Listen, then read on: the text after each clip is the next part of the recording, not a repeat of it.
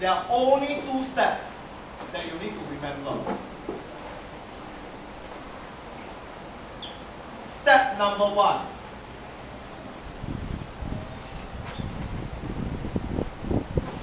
Step number 2.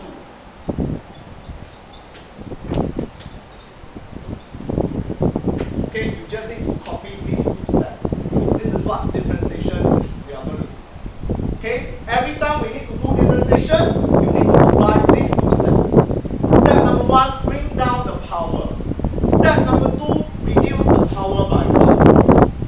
Okay, I'm going to give you an example after you have done this.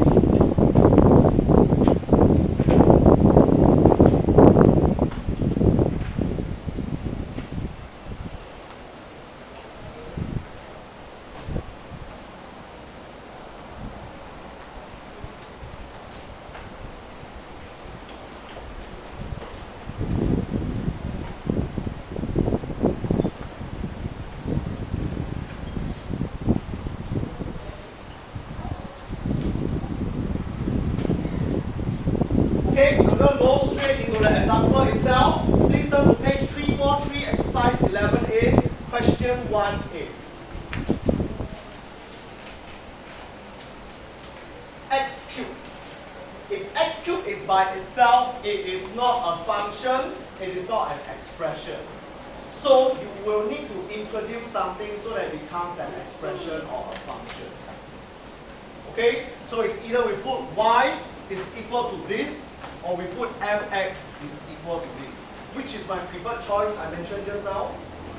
Please use y because it's always easier.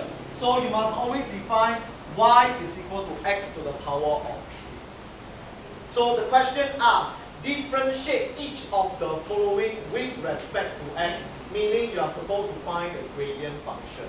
So if I need to differentiate this, I write down dy dx. What is step number 1 again?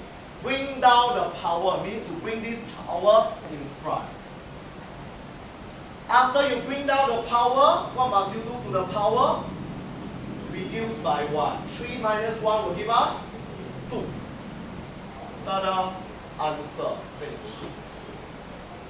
Simple? Cannot believe it, right? Oh, Mr. Liu talk until like differentiation very difficult. So simple. 3 minus 1 is 2. Yes. After you bring down the power, the original power must minus 1. Reduce power by 1. So that is the method for differentiation. Very easy, right? Okay, now we go to something a little bit more difficult. A lot of things together one. Let's do question 1C. I skip, I don't try the easy one. Easy one, no cake lah, huh?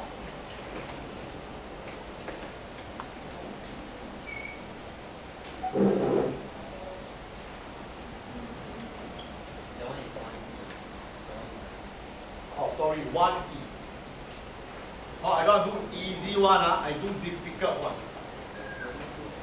Okay, the key thing in differentiation, which I'm going to always say during this half a semester, is before you differentiate, there is a very important word you need to do. You start with the letter S. You need to simplify your expression to the form where it's easy for you to differentiate. If not, you cannot differentiate. Okay, why do I mention that now? Okay, this particular first term, do you think easy? Quite okay, right? The second one, do you think it's easy? Why not? Because it's in fraction. And the unknown term is at the denominator. In order for you to make your life easier, you need to make this as a numerator, which you learned in indices last year. Am I right? So I need to simplify my expression. 3x to the power of 4, don't do anything. This is 1/3. Please continue to write 1/3. Don't bring the 3 up. The 3 will always remain. You only deal with the unknown term. Instead of writing 1 over x to the power of 4, I can write x to the power of negative 4. Thank you. Plus 3 over 2, x to the power of negative 2. Once you have simplified to the way where you can differentiate, then we are ready. Okay? So this is the expression for us to do our differentiation. If I want to show the gradient function, Brazil, what must we write? Yes, dy dx. Please remember to write your dy dx. Because there are students who, after writing this, equal to the answer already. We will apply differentiation. But it's different. This is the original function. You want to tell me what is the gradient function? You need to write down dy dx. Okay? I'm going to give you 10 seconds. You try yourself first. How to apply the 2 steps of differentiation.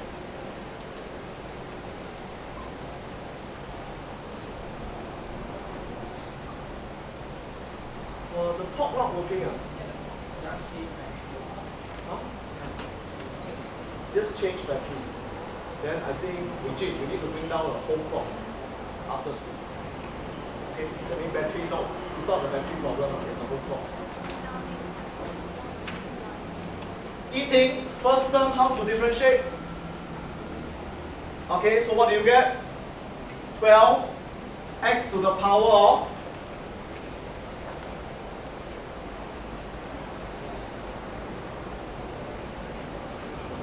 Am I your boyfriend? Y3. Minus what? So 3. Megan, the next one. Negative 4 over 3. You can see negative 4 times 1/3 is negative 4 over 3. X to the power of negative 5. Okay, the next one, Joe. Negative 3, because 3 over 2 times negative 2 gives you negative 3. X to the power of negative 3. This is the final answer.